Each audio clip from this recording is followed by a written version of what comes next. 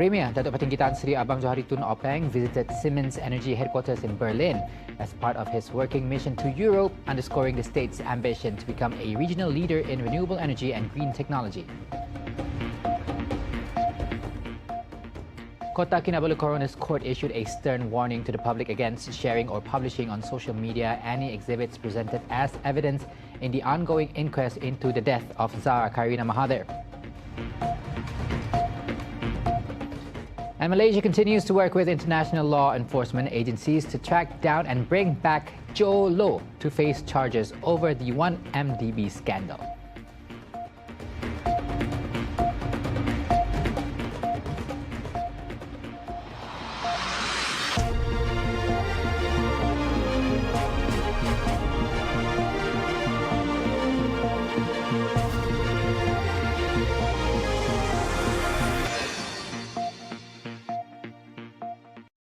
Our top story. Premier Datuk Patinggi Tan Sri Abang Johari Tun Openg visited Siemens Energy headquarters in Berlin as part of his working mission to Europe, underscoring the state's ambition to become a regional leader in renewable energy and green technology. During the visit, the Premier toured the company's electrolyzer factory, gas turbine factory and innovation centre, gaining insights into cutting-edge solutions and hydrogen production, efficient turbines and advanced energy systems. Abang Johari also held discussions with Juha Pankakoski, Executive Vice President for Global Functions at Siemens Energy, and Thorbjorn Fors, Group Senior Vice President and Managing Director of Asia Pacific, to explore areas of collaboration in research, knowledge sharing, and technology transfer. The visit to Siemens Energy serves to reinforce Sarawak's sustainable energy trajectory by connecting the state to world-class expertise in energy technology. The Berlin engagement is also expected to pave the way for stronger partnerships with global industry leaders while enhancing Sarawak's visibility as a serious contender in the international renewable energy arena. Back in Sarawak, the Green Mobility Innovation Summit is more than just a conference. It serves as a powerful catalyst to foster strategic partnerships, drive innovation and attract investment in support of Malaysia's sustainable mobility agenda. Premier Datuk Patinggi Tan Sri Abang Johari Tun Openg stated that ideas and insights shared at the summit have the potential to shape forward-looking public policies, unlock new business opportunities and empower communities across the nation.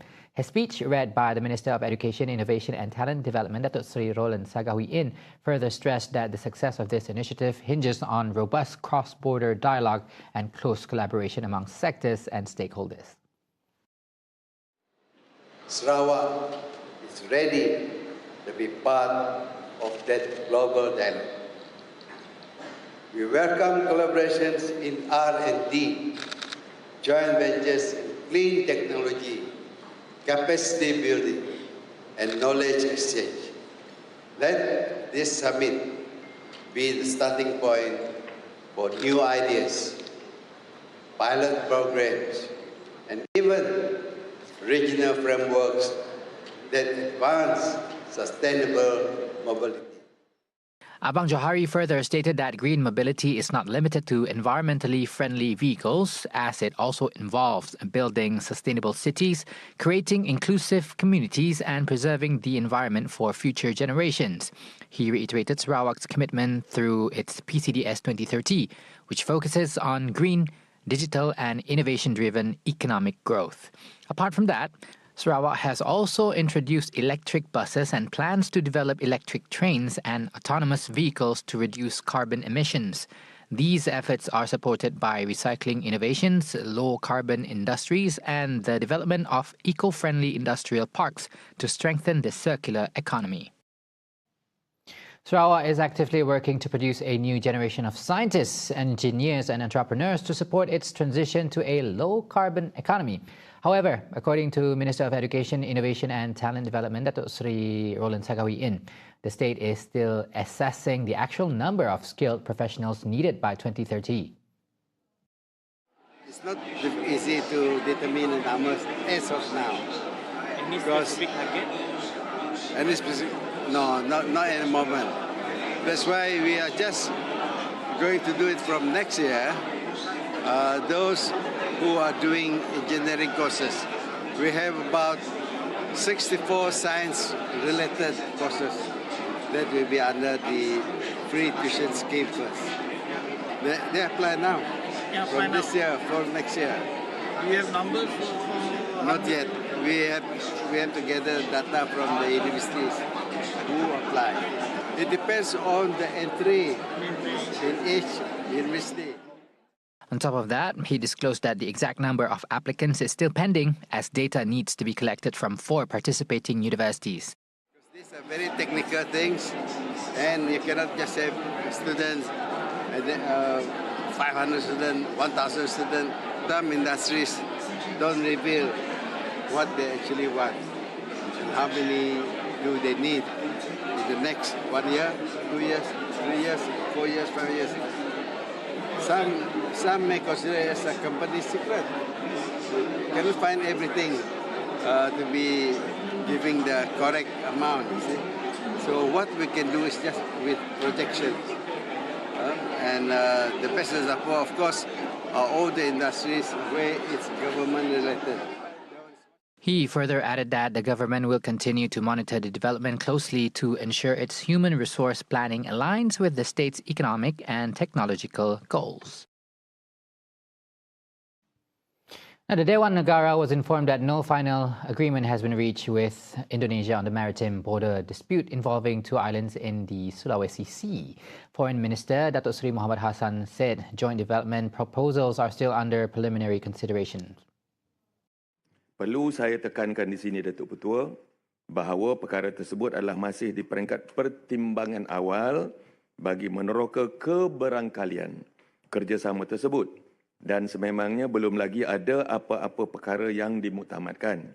Setakat ini masih belum terdapat apa-apa persetujuan daripada kedua-dua pihak untuk melaksanakan cadangan pembangunan bersama ini dan belum terdapat perbincangan mengenainya pun lagi. The federal government, through the Foreign Ministry, continues to engage with stakeholders to find a mutually acceptable resolution on Malaysia's maritime delimitation. Meanwhile, he confirmed both countries have agreed to open cross-border trade between Sarawak and Indonesia, as well as Sabah and Indonesia, to boost bilateral commerce. The government also plans to open the Tebeduk border checkpoint as a new trade gateway between Sarawak and Indonesia. Now, today marks the 3rd day of the inquest into the death of Zara Karina Mahathir, and the Kota Kinabalu Coroner's Court issued a stern warning to the public against sharing or publishing on social media any exhibits presented as evidence in the ongoing inquest into the death of Zara Karina Mahathir. Coroner Judge Amir Shah Amir Hassan delivered the reminder following a formal complaint on the matter, emphasizing that such actions are liable to be treated as contempt of court. Meanwhile, the court heard the testimony of Nurul Atikah Muhammad Noh, 44, a document examiner attached to the Document Examination Division of the Forensic Science Analysis Centre under the Department of Chemistry Malaysia in Petaling Jaya, Selangor. She testified to having received 21 evidence bags containing 4 notebooks, 2 textbooks and 15 sheets of paper, all identified as belonging to the deceased. One of it was a blood-stained piece of paper that had a handwritten note by Zara saying, quote, "I hope I don't meet you in the afterlife. Don't look for me. I don't want to see your face. I'm always wrong in your eyes and I wished you didn't give birth to me. Just kill me."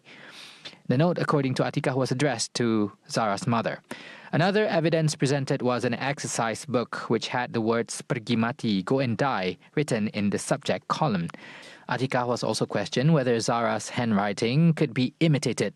She said such act is impossible as the handwriting was found in the 2 notebooks, 15 sheets of paper and 2 textbooks belonging to the students and involved many topics and had been written over a long period of time. The hearing before Coroner Sessions Court Judge Amir Shah Amir Hassan continues tomorrow.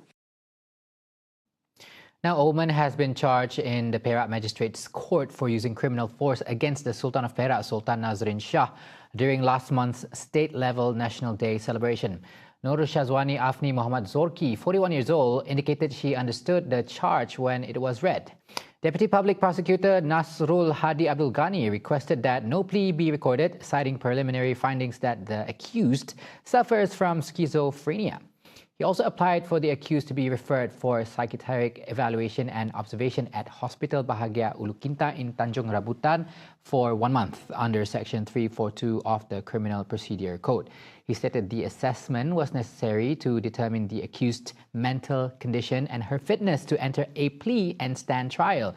Meanwhile, the charge sheet states that she will be charged under Section 352 of the Penal Code, which carries a penalty of up to 3 months imprisonment, a fine of up to 1,000 ringgit or both upon conviction.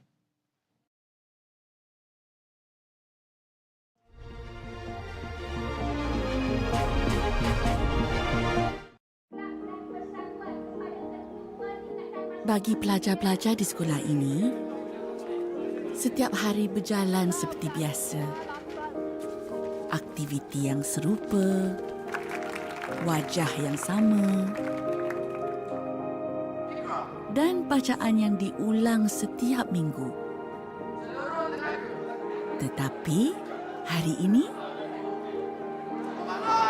seseorang hadir untuk membawa perubahan dan kehadirannya memberi semangat yang baharu buat mereka. Selamat pagi. Jangan duduk lagi.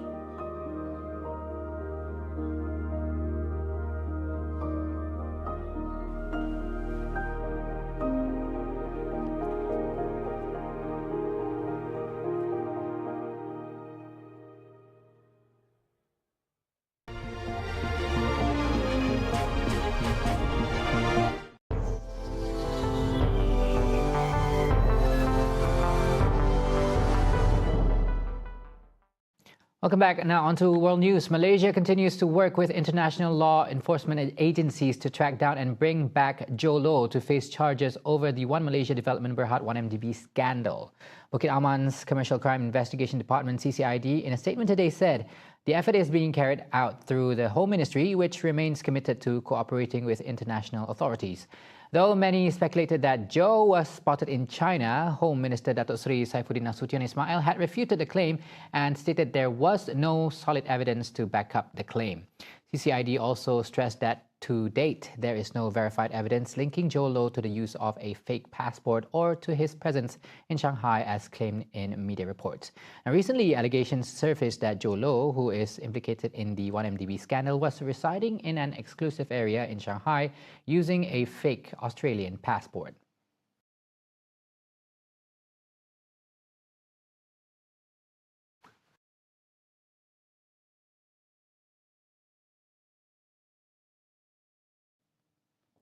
US President Donald Trump has threatened further sanctions against Russia following its largest aerial attack on Ukraine since the conflict began. The overnight barrage of missiles and drones killed 4 people and ignited fires at key government buildings in central Kiev, including the Cabinet of Ministers complex, marking the first direct strike on the site in over 3 years of war. The attack, which also damaged multiple high-rise buildings, comes amid escalating hostilities after a failed ceasefire meeting between Trump and Russian President Vladimir Putin on August 15th. And Russia claimed it targeted a manufacturing facility and a logistic hub in Kiev, denying any strikes on civilian infrastructure. Meanwhile, Ukrainian President Volodymyr Zelensky has called for a robust international response, particularly from the US, warning that the latest attack is a test of global resolve.